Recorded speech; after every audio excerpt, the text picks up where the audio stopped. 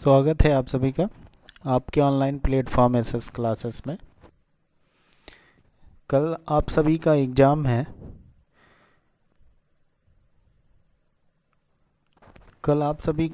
है। उसके पहले कुछ ज़रूरी सूचनाएं आप लोगों के साथ साझा करनी थी। उससे पहले आप सभी को एग्ज़ाम के लिए बेस्ट ऑफ लक। जो अब तक की आप लोगों ने पढ़ लिया है वो बेस्ट पढ़ लिया है।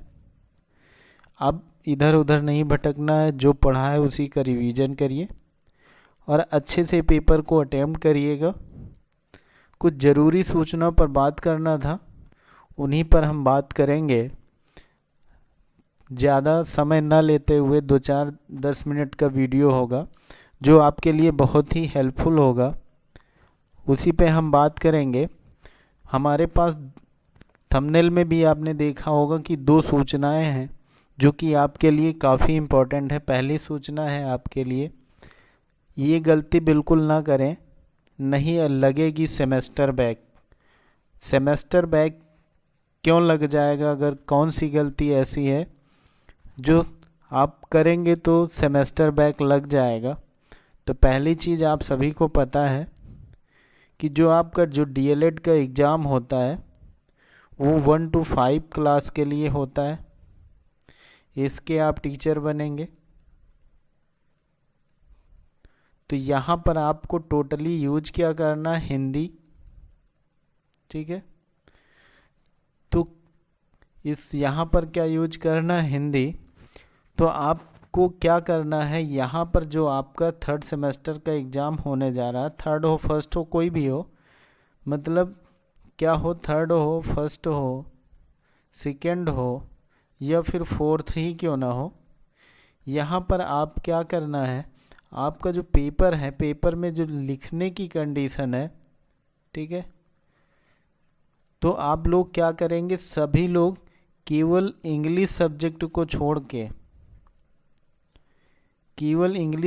को छोड़कर आप किसी भी सब्जेक्ट में, ठीक है, अन्य किसी भी सब्जेक्ट में आप इंग्लिश में नहीं लिखिएगा। अन्य किसी भी सब्जेक्ट में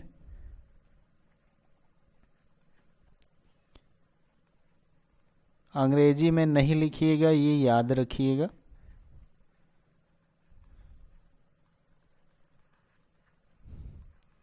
ठीक है,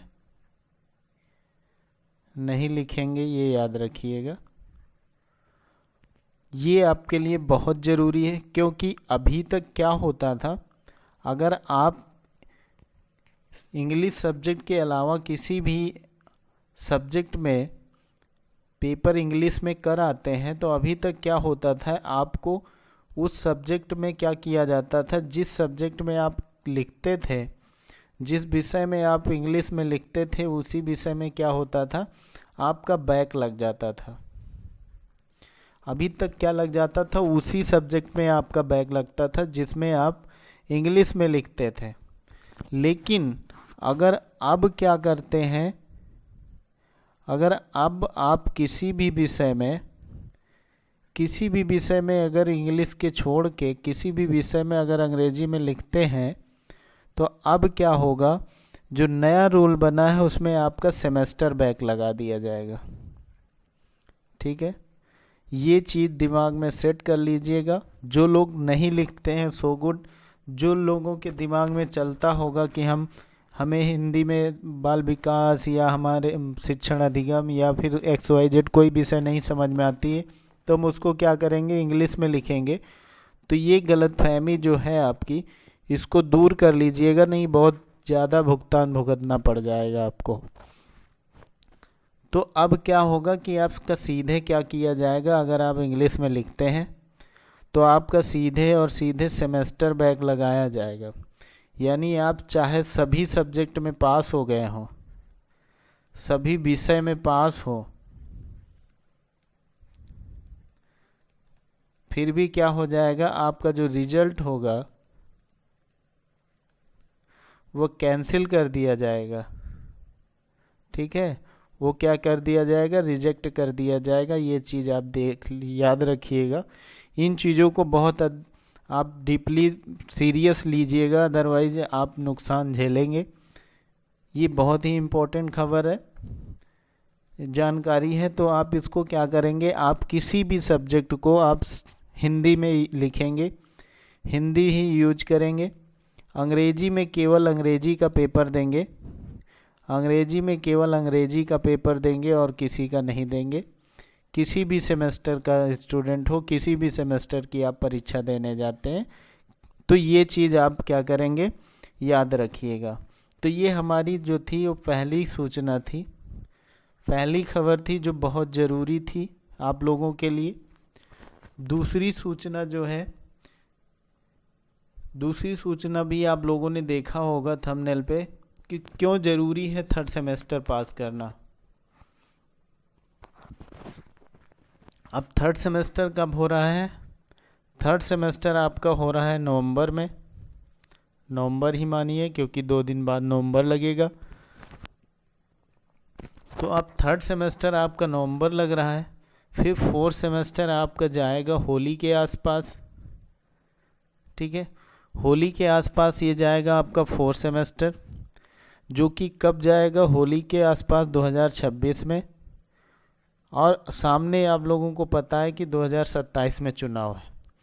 तो इसी को लेकर हमने जो आपको बताया है, जो आपके लिए सूचना है कि क्यों ज़रूरी है थर्ड सेमेस्टर पास करना, इसी संबंध में हम बात करेंगे।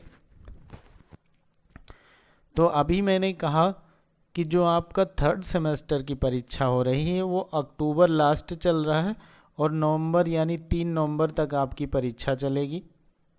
अब जो आपका फोर्थ सेमेस्टर होगा, फोर्थ सेमेस्टर आपका जाएगा कब, होली के आसपास,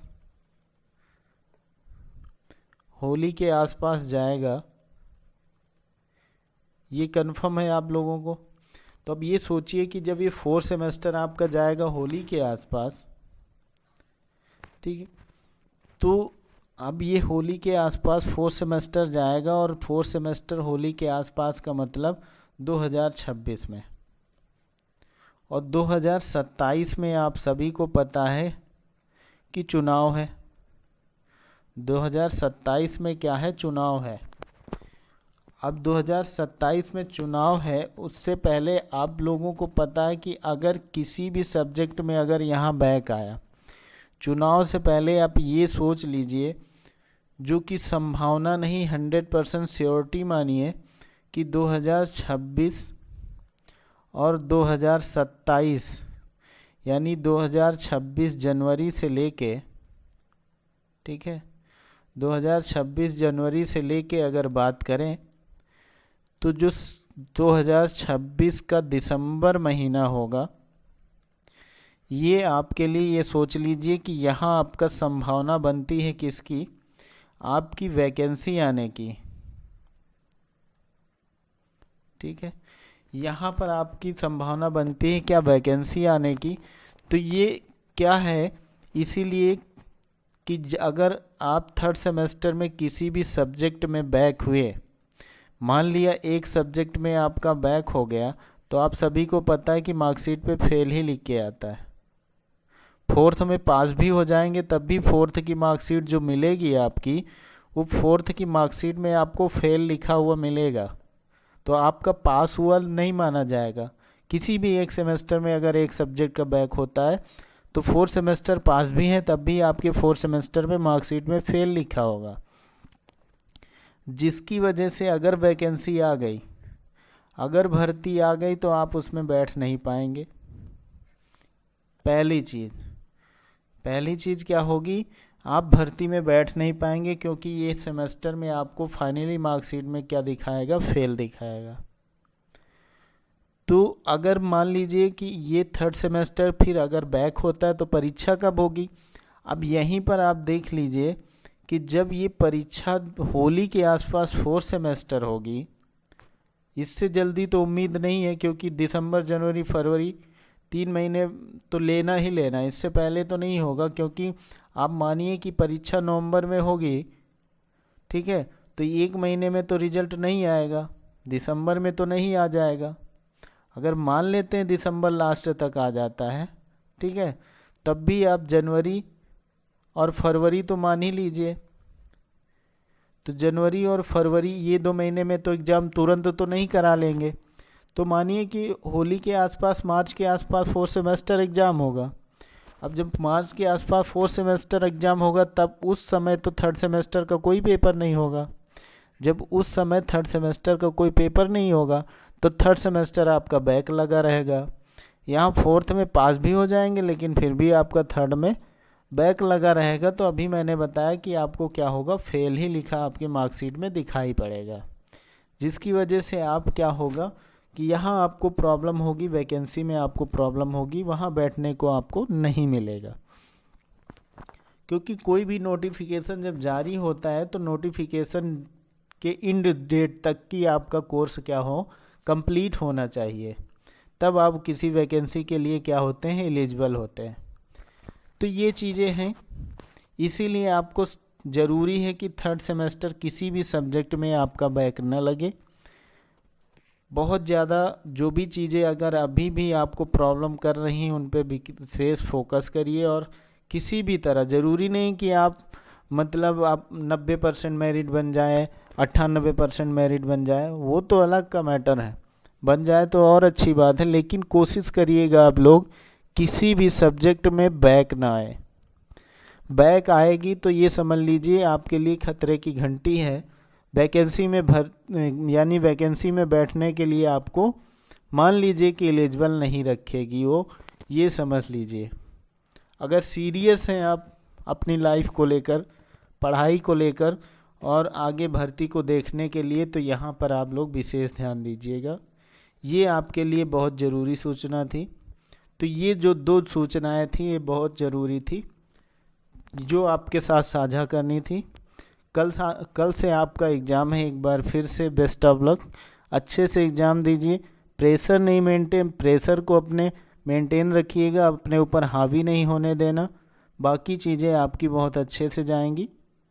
और आप लोग पिछले पेपर दे रहे हैं, सभी लोग अच्छे से पेपर दे भी रहे हैं, चीज़ें हो भी रही हैं, इतना प्रेशर लेने वाली कोई चीज़ नहीं है। बशर्ते ये विशेष चीज़ें जो हैं इनको आप दिमाग में अपने सेट रखिएगा। तो यही सूचनाएं आप लोगों को देनी थी। अदर कोई सूचना वैसी मिलती है तो आपको ज़रूर दी जाएगी। अपना अच्छे से एग्ज़ाम दीजिए, फिर आगे क्या करना है आपको उसके लिए हम अलग से वीडियो देंगे। अलग से वीडियो के ज़रिए हम आपसे बातचीत करेंगे कि अब 3rd सेमेस्टर के बाद अब क्या किया जाए। यानी 3rd सेमेस्टर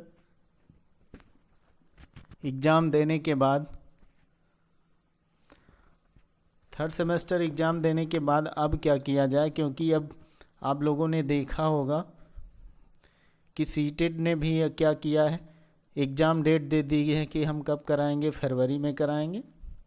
और यूपी टेट के लिए भी एग्ज़ाम डेट दे दी गई है टेंटेटिव कि हम जनवरी में कराएंगे।